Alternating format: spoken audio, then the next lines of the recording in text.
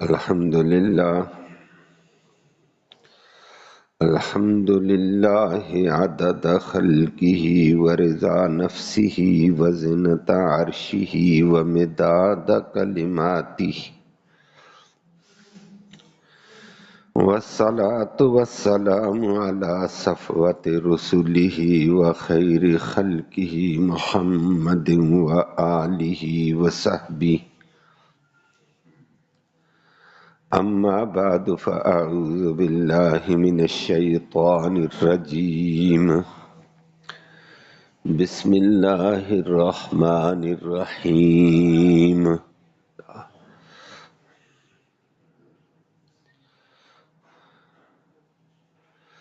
والذين آمنوا ولم يهاجروا ما لكم من ولايتهم من شيء حتى يهاجروا وَإِنِ اسْتَنْصَرُوكُمْ فِي الدِّينِ فَعَلَيْكُمُ النَّصْرُ إِلَّا عَلَىٰ قَوْمٍ بَيْنَكُمْ وَبَيْنَهُم مِّيثَاقٌ وَاللَّهُ بِمَا تَعْمَلُونَ بَصِيرٌ. وَالَّذِينَ كَفَرُوا بَعْضُهُمْ أَوْلِيَاءُ بَعْضٍ إِلَّا تَفْعَلُوهُ تَكُنْ فِتْنَةٌ فِي الْأَرْضِ وَفَسَادٌ كَبِيرٌ. صدق اللہ العلی العظیم وبلغنا رسولہ النبی الامی الکریم.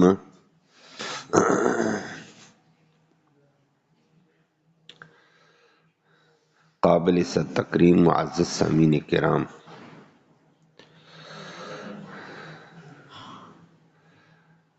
کل کی آیت کریمہ کے حصے میں بھی یہ بات ذکر ہوئی تھی. اللہ رب العالمین نے نبی کریم صلی اللہ علیہ وسلم کے مہاجرین صحابہ کرام اور انصار صحابہ کرام کے درمیان میں مواخات بھائی چارہ قائم کرنے کا حکم ارشاد فرمایا. اور پھر اس زمانے میں اللہ نے یہ بھی حکم دے دیا جس طرح آج یہ بھائی چارہ ہوا، بھائی بھائی بنے ہیں، اسی طرح ان کی ایک دوسرے کے ساتھ وراثت بھی چلے گی. اور بڑے عرصے تک انصار نے مہاجرین کو اپنا وارث، مہاجرین نے انصار کو اپنا وارث بنائے رکھا تھا. اللہ کا ایک نظام تھا. اور اس کے مقابلے میں اگر مہاجرین کے سگا بھائی بھی تھا لیکن کافر تھا، فرمایا کافر کی مسلمان کی آپس میں وراثت نہیں چل سکتی ہے. مسلمان کافر کا وارث نہیں ہو سکتا ہے، کافر مسلمان کا وارث نہیں ہے. جب تک کافر مسلمان ہو کر ہجرت نہ کر لے. اس وقت ہجرت بھی ضروری تھی. مسلمان بھی ہو ہجرت بھی کرے گا تو ایک دوسرے کی وراثت ہے، نہیں تو نہیں ہے. آج کی آیت کریمہ کے اس حصے میں اسی آیت کا حصہ ہے. اللہ نے اور بات ارشاد فرمائی کہ جو مسلمان بھی ہو جائے اور ہجرت بھی کرے تو وہ دوسرے مسلمان کا وارث ہے.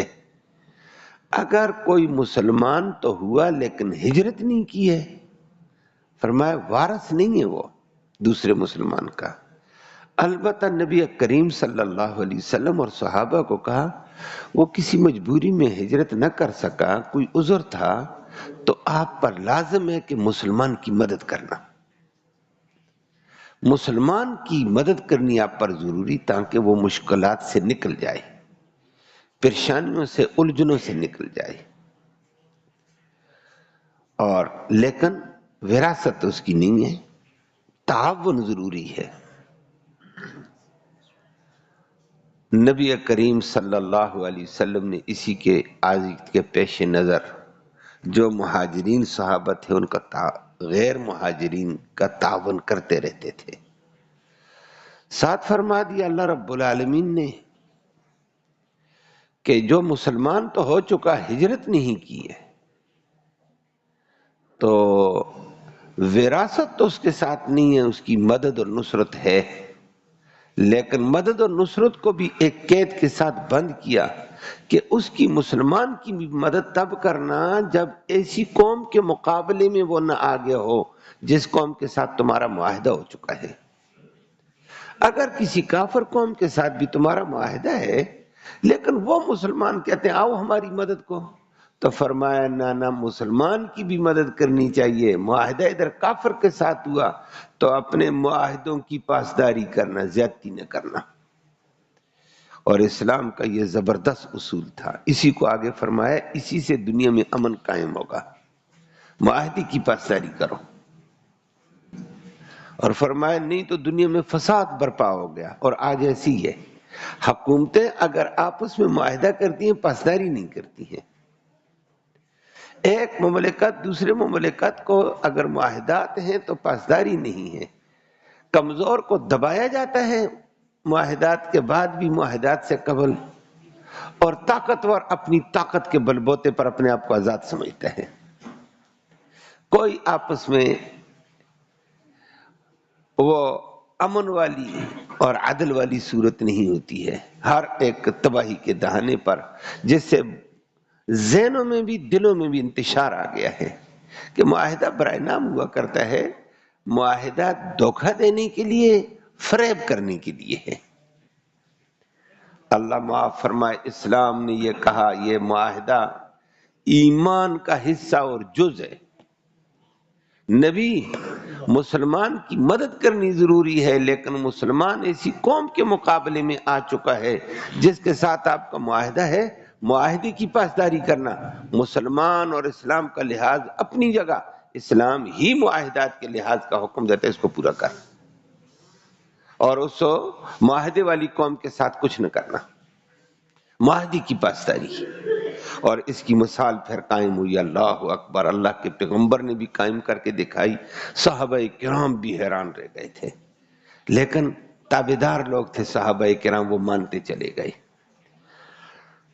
صلح حدیبیہ کے موقع پر نبی کریم صلی اللہ علیہ وسلم 1500 صحابہ کرام کے ساتھ مدینہ سے چلے، عمرے کی نیت سے چلتے چلتے چلتے جا کر حدیبیہ میں رک گئے۔ کافروں نے روک دیا۔ مکہ کے کافر، اس وقت مکہ ان کے کنٹرول میں تھا، انہوں نے کہا ہم تو آپ کو آگے عمرہ نہیں کرنے دیں گے، ہماری آپ کے ساتھ بدر میں لڑائی ہو چکی ہے، ہمارے سردار آپ نے مارے ہیں، ہمارے بڑے بڑے سردار آپ نے گرفتار کیے ہیں، ہم سے مال کے فدیے لیے ہیں، احد میں آپ کے ساتھ ہماری لڑائی ہو گئی ہے، اور فرما دیا بدر کی لڑائی، احد کی لڑائی، خندق کی لڑائی، اب ہم آپ کو عمرہ کرنے دیں گے؟ ہم تو آپ کے خون کے پیاسے ہیں، ہم آگے نہیں بڑھنے دیں گے آپ کو۔ نبی کریم صلی اللہ علیہ وسلم نے فرمایا ہم نے احرام باندھا ہوا ہے اور عمرے کے لیے آئے ہیں، کفن میں ہیں، ایک چادر اوپر ایک چادر نیچے ہیں، خدا کے بندو ہم بیت اللہ کے لیے آئے ہیں، بیت اللہ کے آنے والے کو روکا نہیں جاتا ہے کسی بھی اصول میں، آپ کے ہاں بھی، لیکن مکہ والے بضد رہے کہ ہم آپ کو آگے نہیں بڑھنے دیں گے۔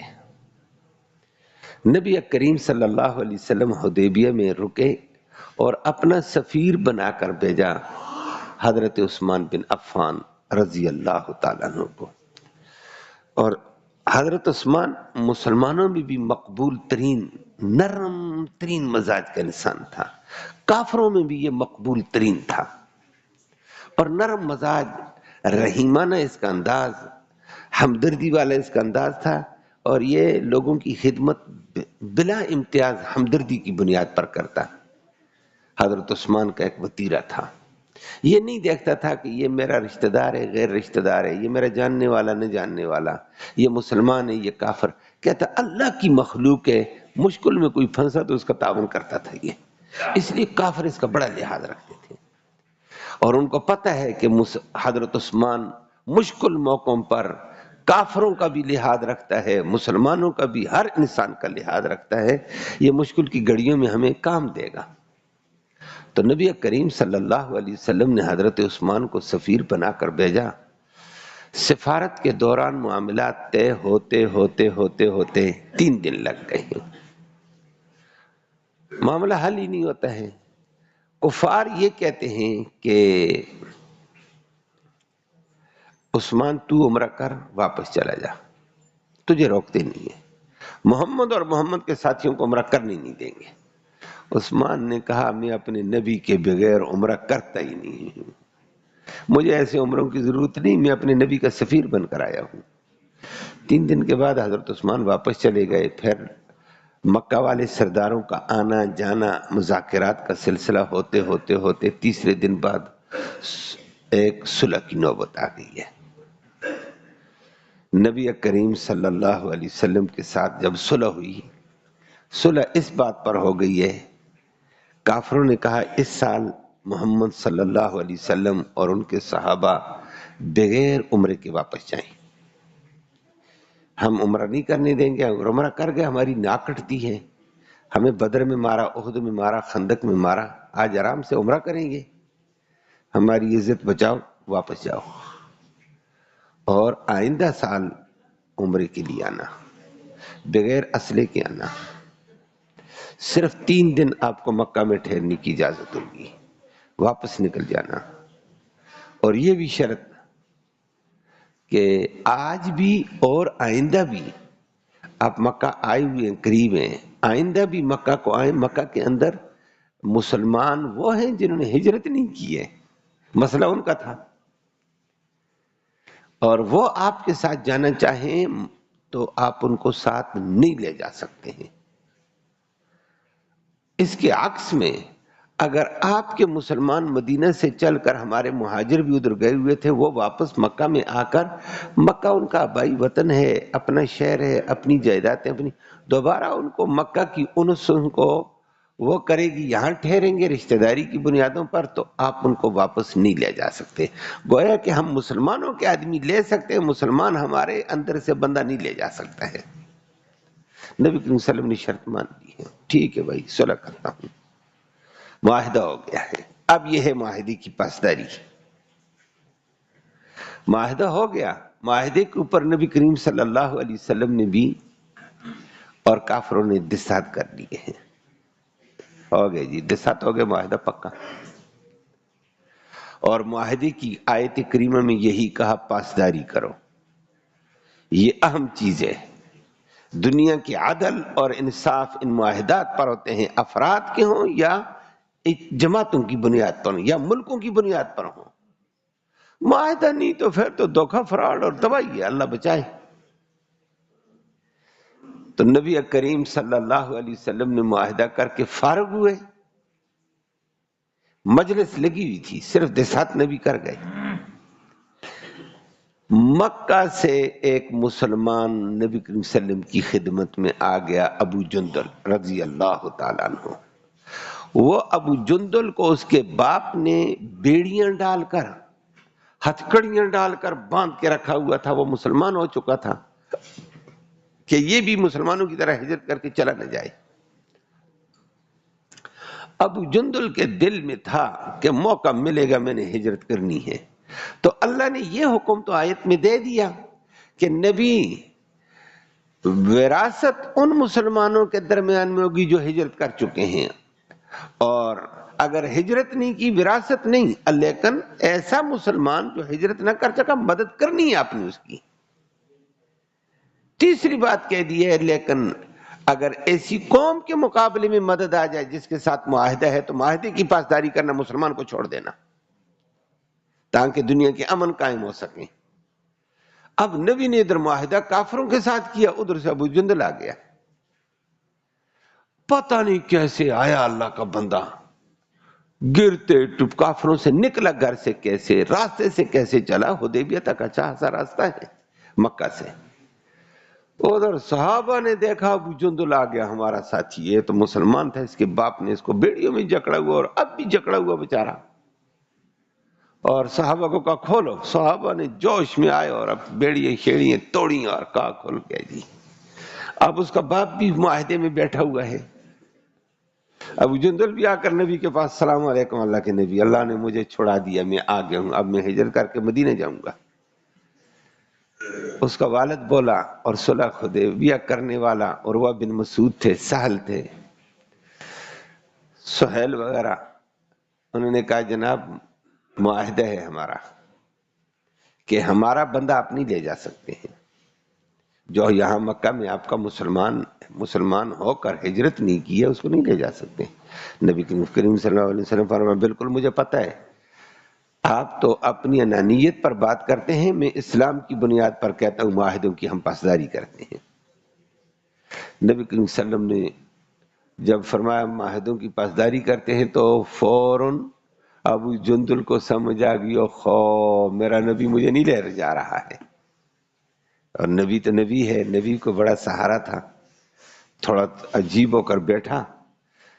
دوبارہ کافروں نے کہا، مسلمانوں نے کہا ہم اپنے ساتھی کو نہیں واپس جانے دیں گے، اور اس حالت میں ہم جانے دیں جو بیچارہ بیڑیوں میں کتنا جکڑا ہوا ہے، ہمارے کلیجے پھٹ رہے، ہمارا مسلمان اس تکلیف میں ہے، ہم اس کو دوبارہ کافروں کے حوالے اس تکلیف میں کر دیں۔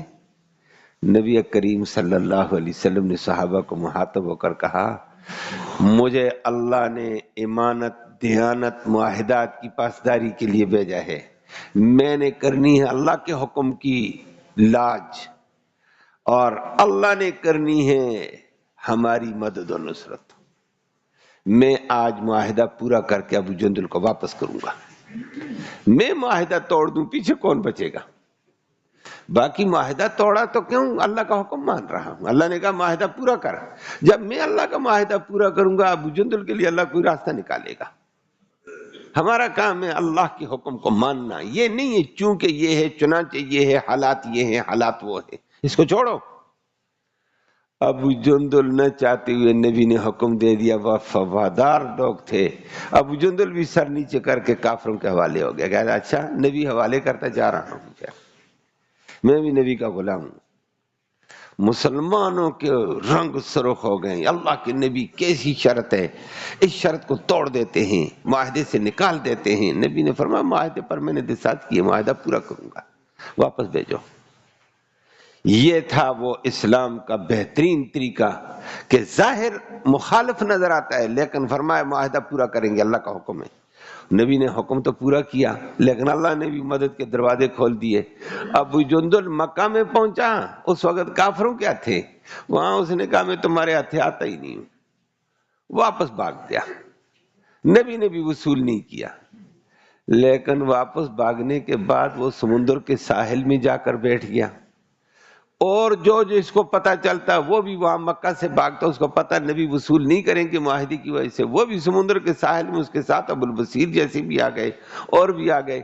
وہاں چند آدمیوں کی ایک چھاونی قائم ہو گئی ہے، اور جو تجارتی قافلہ مکہ کا جاتا پٹائی کرتے، ان کو لوٹ جاتے اور ان سے مال لیتے کھاتے۔ کہا جاؤ دفع ہو جاؤ، جہاد ہمارا ادھر چلتا رہے گا تمہارے ساتھ۔ بعد میں مکہ والوں نے منت کر کے نبی کریم صلی اللہ علیہ وسلم کو عرض کیا کہ خدا کے لیے ابو جندل اور ابو البصیر کو لے لو، ہم نہیں لیتے ہیں۔ اللہ نے ایسا راستہ نکالا، ایک معاہدے کی پاسداری سے بے شمار قیدی بھی چھوٹ گئے، بے شمار مسلمان بھی چھوٹ گئے، فتح کے دروازے کھل گئے۔ اللہ نے اس کا ذکر کیا ہے کہ معاہدوں کا لحاظ رکھو، اللہ تمہارا لحاظ رکھے گا۔ اللہ ہم سب کو اپنی اتباع کی توفیق نصیب فرمائے۔